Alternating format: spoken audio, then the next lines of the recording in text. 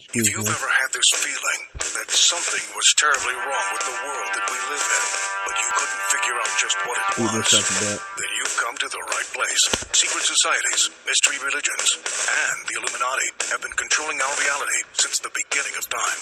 But not anymore, because there is an awakening happening, and you are about to become a part of it. Wake up, because this is a call for an uprising. This is a call for an uprising. Welcome to today's show. I think one of the most frustrating things for all of us who are awake is the fact that this stuff is not just, people like to act like we're looking for these things and we've convinced ourselves in our heads that this stuff is going on, right? Where in reality, these people are being so naive because you have celebrities admitting to these things, admitting to selling their souls. And you sit there and you just go, are people not listening to this? And they're like, well, it's just a cliche. Why is it a cliche? Where did the cliche start where celebrities would say, oh, well, I sold my soul to the devil for fame and fortune, right? And we hear it over and over and over. And when people hear that, they don't laugh. It's not like the audience is like, whoa, good one, ooh. They're always saying this. They're telling you. And flat out, people ignore it. Listen to all of these celebrities, at one point or another in an interview, if you can catch them talking somewhere, when they talk about fame and fortune, they always talk about the devil and selling their soul, but people think that this is a work of fiction. In reality, this is the world that we live in. The people who are the influencers, the ones who are famous and rich, and the ones that everybody strives to be like, the musicians, the actors, those types of people, they're only there to influence you.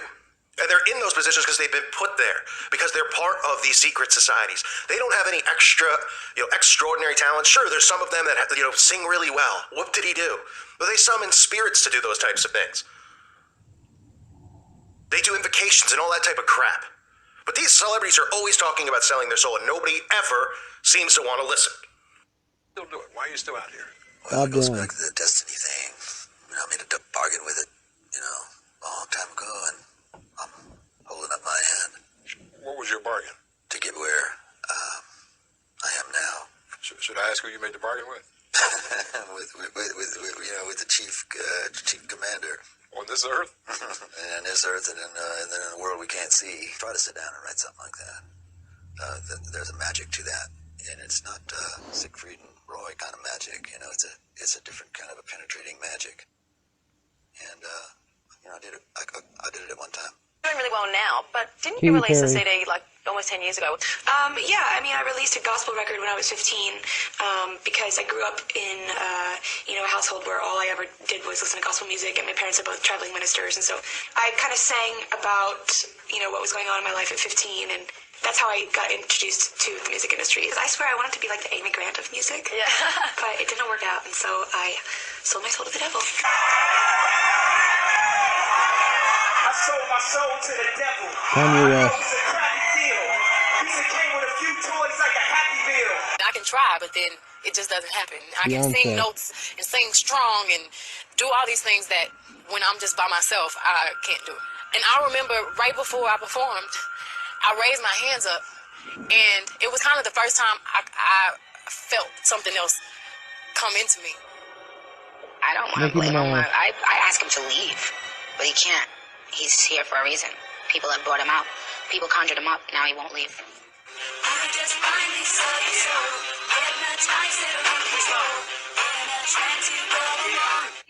Why is your hand over your eye? Because I'm a devil worshiper. We talking It's a little bit off subject, but the same kind of principle. I heard that, and I won't mention his name, but it was a big leader and founder of a huge satanic organization. Anton LaVey. And he was on his deathbed. And for a Satanist, at the time of death, it's a great victory for them because death is a huge thing that they celebrate. And he was getting ready to die and pass on his powers and that. And on his deathbed, he must have got some revelation or an angelic appearance or something.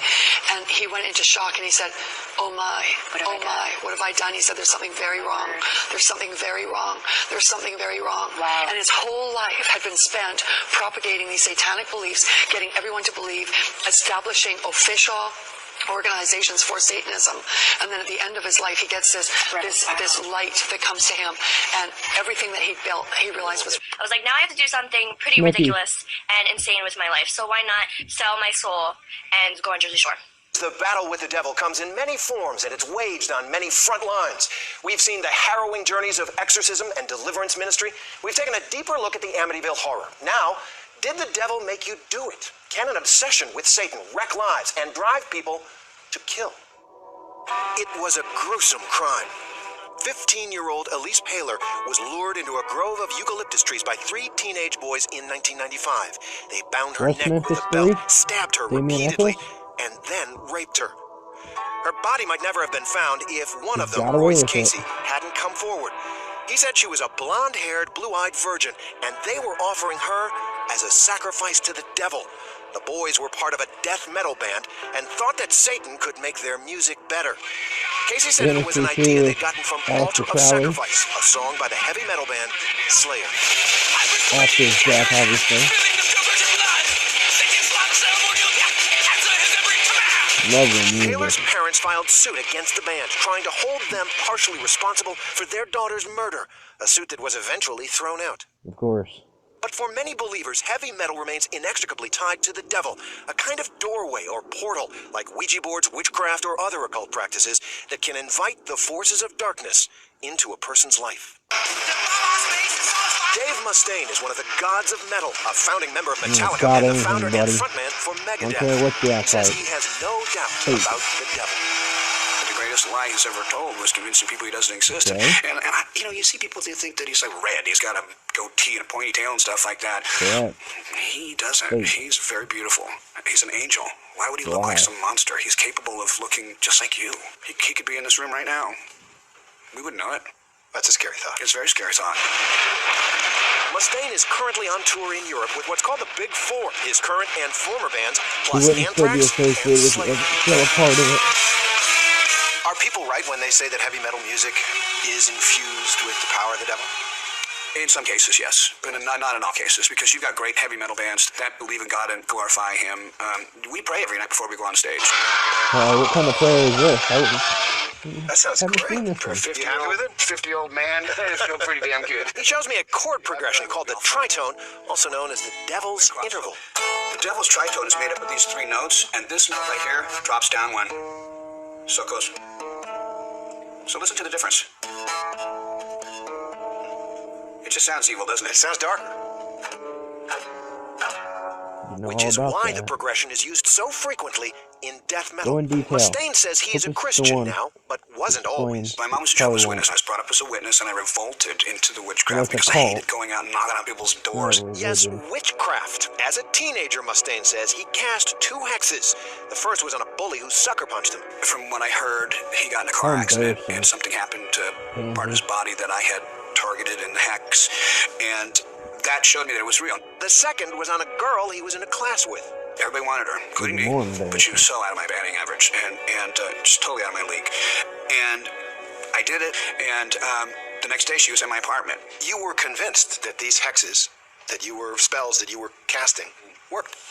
I was, and I do believe in the dark side. Most people think that, you know, black magic and witchcraft and stuff like that isn't real or it doesn't work. And I know that it works. Mustaine's fascination with the occult continued into his adulthood. I was doing a lot of blood packs with people. This is before we found out about AIDS. It was real simple stuff where you cut your thumb and you rub it with somebody else and become blood brothers. I don't want to make a spiritual covenant and mixing my life with somebody else who I don't know who they are or how they are. The Bible said that blood is life. And like so many people we have met, Mustaine believes that he opened the door to demonic forces, which had a profound impact on his life. Was your abuse of alcohol related to the satanic influences that you'd been dabbling in? I'll say this. Every time I drank, I did not always do activities that were satanic, but anytime I had been doing anything that was satanic, I had been drinking. So does that make sense? Yes, it does. There was a relationship then. Absolutely. There are some songs Mustaine will no longer sing. Like Megadeth's cover of the Sex Pistols' Anarchy in the UK. And he says he believes he's better for it. I think that I'm more dangerous now that I've become a Christian than I ever was before when I was trying to go the opposite route because I'm armed with the truth now.